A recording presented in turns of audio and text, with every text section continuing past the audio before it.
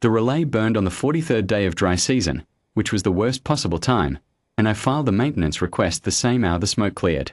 I want to be precise about that. I did not send a distress signal. I did not declare an emergency.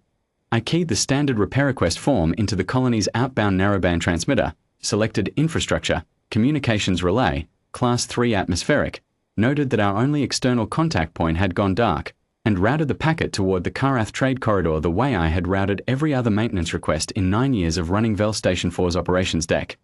Then I waited for the usual 3-day turnaround from the corridor's equipment brokers, budgeted for a 4-week repair window, and went back to the 47 other problems that come with running a pressurized surface colony in a low-atmosphere world when the season turns. The brokers did not answer in 3 days. They did not answer in 7. On the 11th day, I pulled up the outbound log to confirm the packet had transmitted, and it had. The handshake data was clean. The signal had cleared the ridge and hit the corridor band just fine. Something had simply received it and done nothing. I filed a follow-up. Identical content. Waited. On the morning of the 12th day, our backup receiver, a short-range unit we used for surface-to-surface traffic, never for deep channel work, lit up with an inbound signal on a frequency I did not recognize. I almost dismissed it as atmospheric bleed. The signature was wrong for anything in our registry, the encoding standard was unfamiliar, and the carrier wave had a rhythm I'd never logged. But the handshake was clean, and the header, when I ran it through the translation buffer, carried a single legible line. Vel Station 4, this is the EFNS Caro Strait. We have your maintenance request. We are 6 hours out. Apologies for the delay. I read it 3 times. Then I called my deputy, Esfel, and told him to come to the operations deck. Who is EFNS? He asked, reading over my shoulder. I didn't know. I told him so. I sent a return acknowledgement, standard protocol, 2 lines, confirm receipt, confirm station is active, and went to stand at the viewport that faced the landing field. The Caro Strait came in 6 hours and 4 minutes later, and it did not come alone. I had been watching the sky since the reply. Our atmosphere is thin enough that inbound vessels leave a visible compression trail on approach, a faint white arc that thickens as the ship decelerates. I was expecting one arc. A repair tender, maybe a mid-size one if the broker had been generous with the contract. I counted 4 arcs. The first ship down was the frigate. I know that now. I didn't know it then. What I knew was that it was large, that its hull was a pale grey blue with markings I couldn't read at distance, and that it settled onto our primary landing pad with a precision that told me the pilot had done this 10,000 times on 10,000 different fields. The landing struts engaged before the dust had finished rising. A hatch opened on the side facing the operations building before the engine sound had fully died. 3 people came out. They wore no armor, no weapons I could see, work clothes, practical, with equipment satchels. The one in front was a woman, compact, dark-haired, moving with the unhurried efficiency of someone who had already made a list of everything that needed doing and was simply beginning at the top. She looked up at our building, found the viewport, and raised a hand. Not a greeting exactly. More like an acknowledgement. I see you. We are here. Stand by. The second arc was already resolving into a ship by then, larger than the first. The third and fourth came in overlapping, 2 mid-sized transports that split their approach and settled onto our secondary pads in a coordination that made me think of machinery rather than piloting. By the time all 4 had landed, our field, which holds 6 vessels comfortably and had been empty for 11 days, was full, and there were 23 people moving across it in organized pairs and threes, pulling equipment from the transport's cargo ramps before the dust had fully settled. My comm chimed. The Caro Strait's captain, his name was Bren Varseth, I learned later, though he introduced himself only as Captain, Caro Strait, spoke in a flat, practical voice that I found immediately steadying. Administrator Rethkavar. We have your Class 3 relay on the list. My engineering team is already walking the ridge to assess. I've also brought a hospital ship, the Aldous Reach, she's the larger transport, because your request mentioned the relay outage had lasted 11 days and a colony your size running dark that long usually means deferred medical contacts. She'll open her bay in the next hour. Anyone who needs to be seen, send them over. A pause. Is there anything else the request didn't cover that you want me to know about? I stood at my viewport and I was quiet for a moment longer than was professional. Captain, I said, I submitted a maintenance request. Not an emergency declaration. Not a distress signal. A standard Class 3 repair request. Yes, he said. We know. I was expecting a repair tender. The tender is on the third transport, he said. She's got the relay components and the tower team. The Aldous reach came because of the outage duration.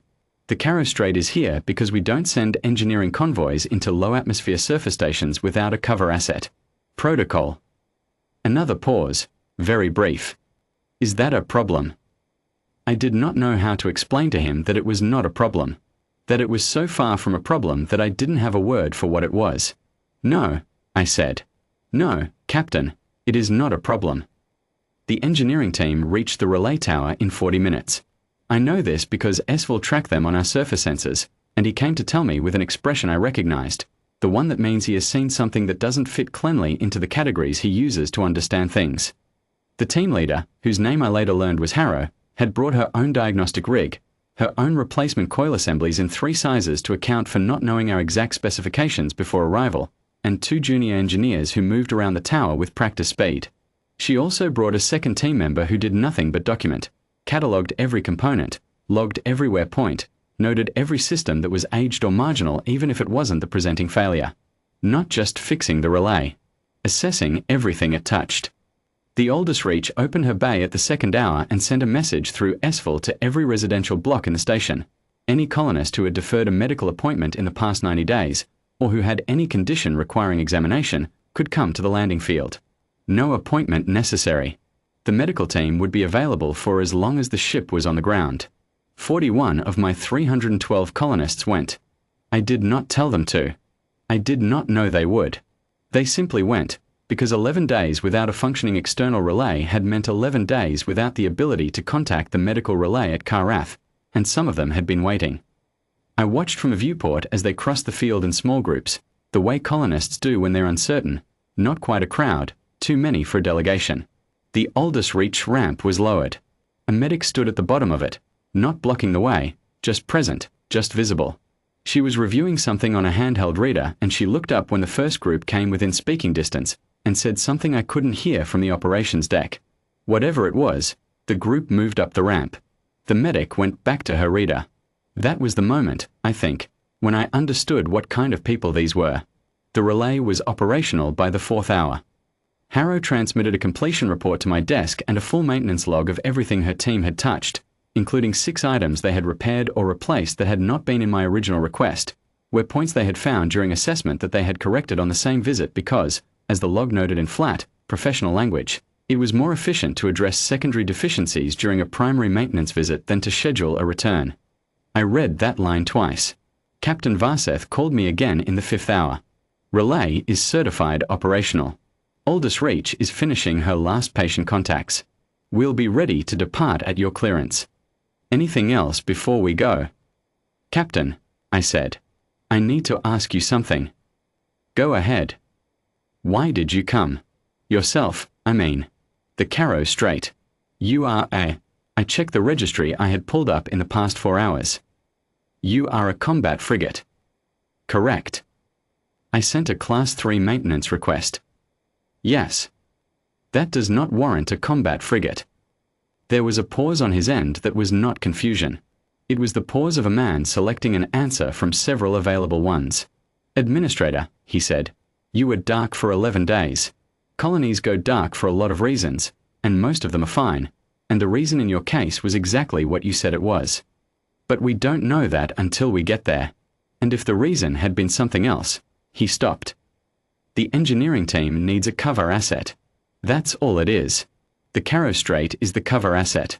The protocol exists because the alternative is sending repair teams into situations without knowing what they're walking into, and we don't do that to our people. He was not saying it to impress me. He was saying it because it was the operational fact, stated plainly. I see, I said. Clearance to depart? He asked. I cleared them to go. The 4 ships lifted in the same order they had landed, the frigate last, and I watched from the viewport as the compression arcs thinned against our thin sky and then were gone. The landing field was empty again.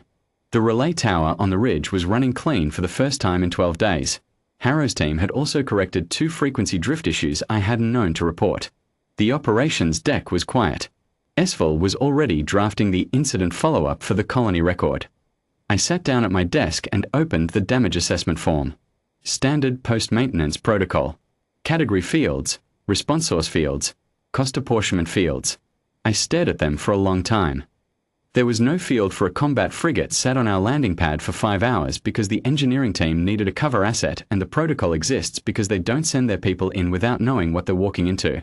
There was no field for 41 colonists were seen by a hospital ship that arrived because 11 days of outage implied deferred medical contacts, and someone had calculated that before we asked. There was no field for secondary deficiencies corrected during the primary visit at no additional request because it was more efficient. I closed the form.